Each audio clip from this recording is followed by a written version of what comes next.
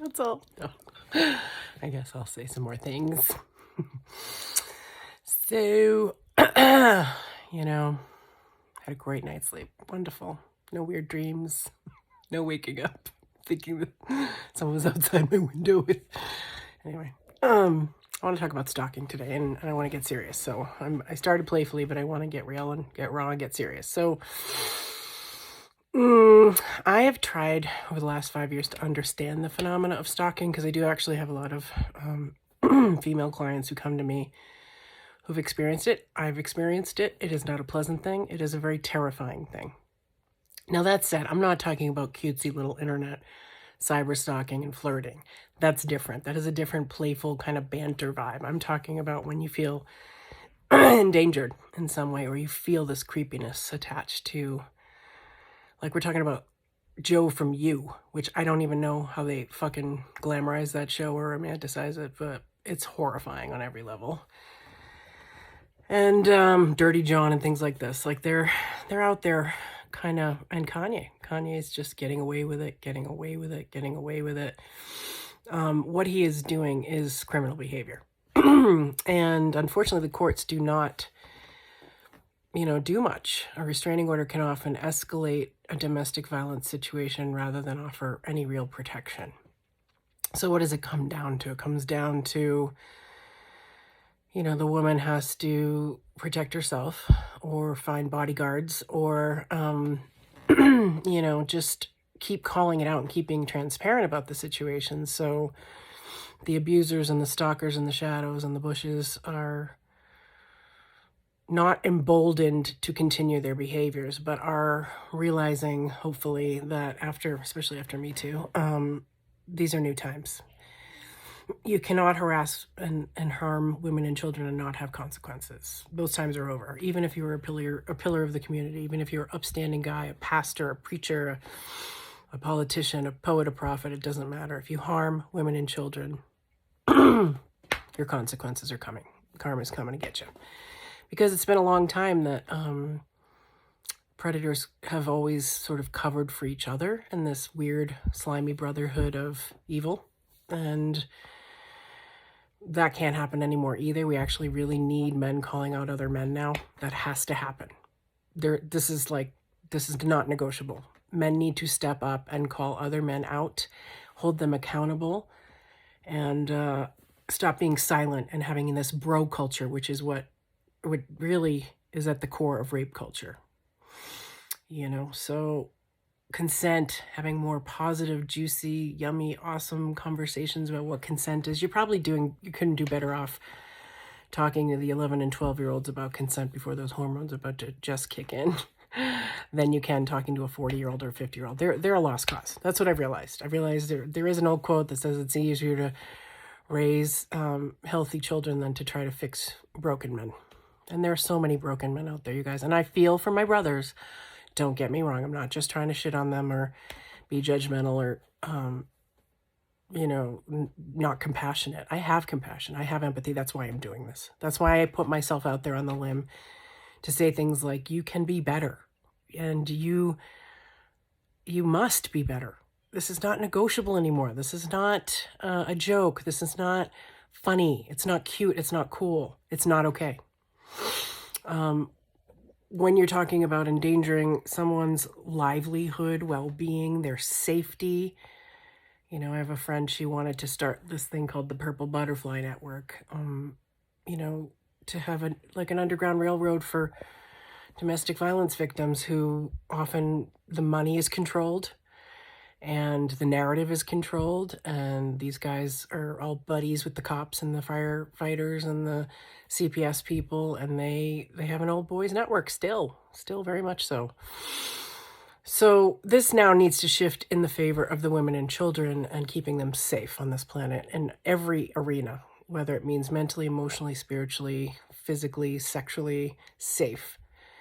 Now, I get that there's danger out there that's been around longer than even humans. There's predatory vibes everywhere. We all have predator inside us, and we all have a victim. So, just try to, I like to think of Dexter sometimes. He has his dark passenger on board and he goes and he is a vigilante who kills people who harm the innocents. And so he was trained by, anyway, if you watch Dexter, you know what I'm talking about. If you don't watch Dexter. It sticks in your brain. I'm moving away from the programming in all aspects. I'm now kind of like I'm down to 2 or 3 shows I can even tolerate and enjoy. And one is The Marvelous Mrs. Maisel, and that had some weird little Easter eggs and shit now, and fortune cookies. And I was like, okay, don't ruin this one or I'll. But anyway, it's good. It's a really good show. I also really love Virgin River. It's wholesome. It's a good antidote for a lot of the, satanic shit that's out there right now. Now, I'm not someone who really wants to feed either narrative because I think they're just so loud. The Satan narrative and the Jesus narrative are very loud. They mirror each other very much. The satanic stuff just flips and inverts and reverses everything that Christianity offers. So that's, neither of those teams are doing it for me lately. I kind of want to feel that source and creator is much more all-encompassing than thinking of Lucifer and God like the Kardashians or something. That God got mad at Lucifer, or Lucifer fell from heaven because he was being too Kanye. Just thinking of the larger picture, the biblical ramifications of these quote-unquote apocalyptic end times or whatever we're in. It's the end of the world as we know it, and I feel not so fine, but mostly fine, and sometimes fine, and fine, F-I-N-E, feeling insecure, neurotic, something emotional, or feeling intuitive, what's the N? Numinous is a nice word for the N. And E, energized and empowered. We'll give you 2 on the E. So we can always reframe, right? We can always level up. We can always go within. We can always say sorry. We can always fix things. These men who treat women and children poorly, they're just not even men. They're stunted little boys and they're broken. And they need help too. And they do need our forgiveness, our compassion, and our love. But sometimes it has to be tougher love than the, enabling kind. And they need their consequences. So they pull the shit, they break the law, they hurt people. They need to be held to account. That's across the board, whether you have $1 billion in your bank account or 2. This is not okay anymore. None of this is okay. This domestic violence shit that's now become war. So we have to shift it. We have to go within and find that peace. And we have to, let the perpetrators know, and no, you will not do that. You will not. And we have to draw our lines in the sand and hold our boundaries and speak our truths, because transparency is the best weapon or defense or protection against the deception and the illusion and the bullshit. So the more honest and open and real and raw you can be and show up, you can add your little performer in there and make it cute and skitsy and fun, but you have to really look at what your role in these dynamics are too. So the women, can't keep going back and taking it and taking it and taking it, rolling over when someone tries to help them get out. You go away and try to make your life better and role model something better for your children, which is no, mommy's not going to let daddy treat her like shit, and vice versa. It happens in reverse. It's very rare, but it's much more common that men are hurting women and children on this planet. Let's be real. Not all men. There's still good ones left, or I have to believe that anyway. I really have to believe that, even though I have far too much evidence to the contrary. So, but there's 8 billion of us bouncing around on this blue planet, and we probably should learn to get along. Rodney King it a little bit here. Why can't we all just get along? I think we can, and we will. It's just we have to purge all this yucky, icky, slimy stuff first. We have to kind of get honest with ourselves and each other. And yeah, everybody's always doing the best they can, but I wrote this little note in my phone the other day, and I'm going to share it with you now. This is my personal belief system. You can take it or leave it. You can run with it, roll with it, click along, embody it, embrace it, emanate it, whatever you want to do.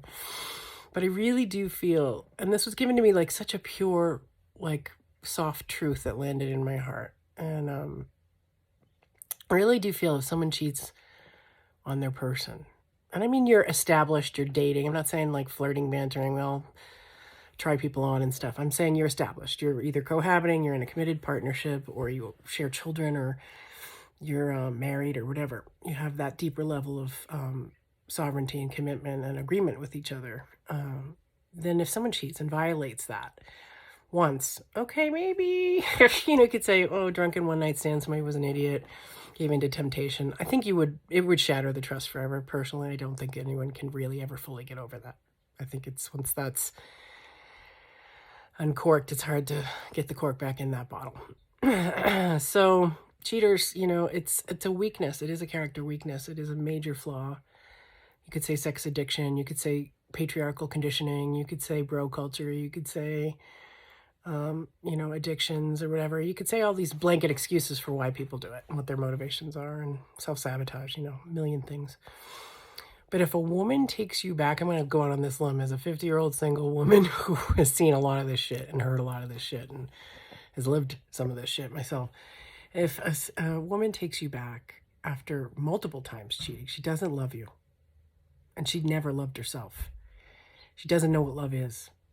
She doesn't think she can do better. She's afraid to, walk away from her investment or something, or to look like an unforgiving, uncompassionate partner who can't stand by her man or whatever. So any of those people who are in these open relationships, polyamory, any of that stuff, all right, more power to you. Go through your drama phase. That's like being a teenager with sexuality. You're going to come out the other side and realize that nobody wins.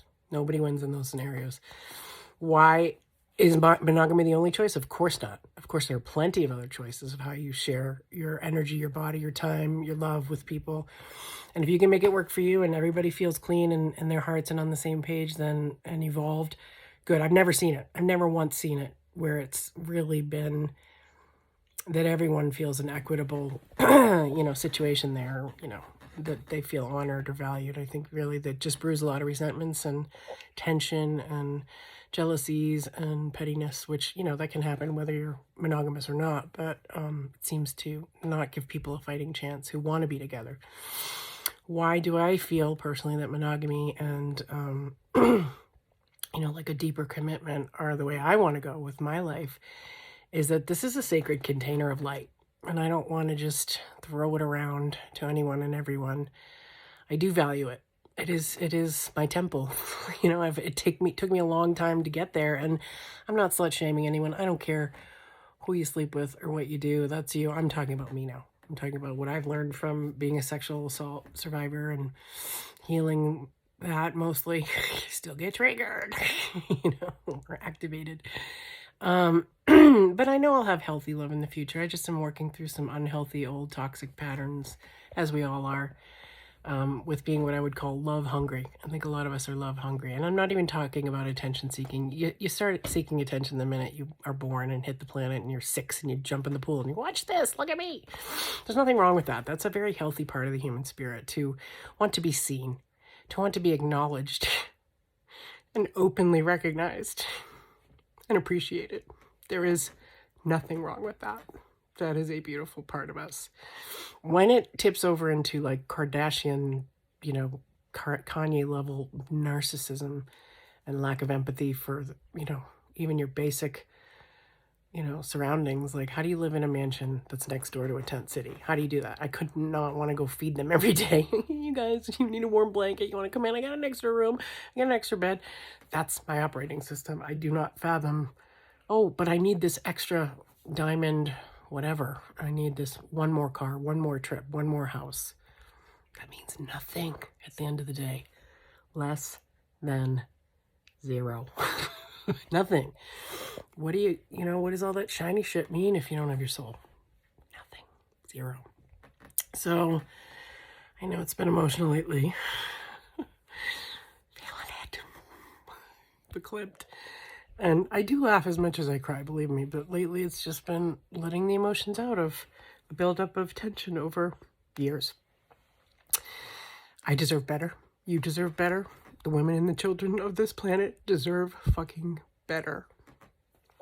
So, for the pussy grabbers and the kitty sniffers and the ones who want to give death threats to the people they want to try to control, or, you know, on and on and on. Time's up. For real. You know, that was a play before when they were saying time's up and wearing their pins and talking about women's empowerment and feminism and then being mean girls behind the scenes. That was bullshit. That meant nothing. Now we have a chance for the second pancake, for the real deal, you know, to do it right, for real. Now, it's messy. Right doesn't mean perfect. It means do the right thing. And you always know what that is in your heart and in your psyche and in your soul. And if you pretend not to, I'm sorry for you. Okay. Peace, motherfuckers.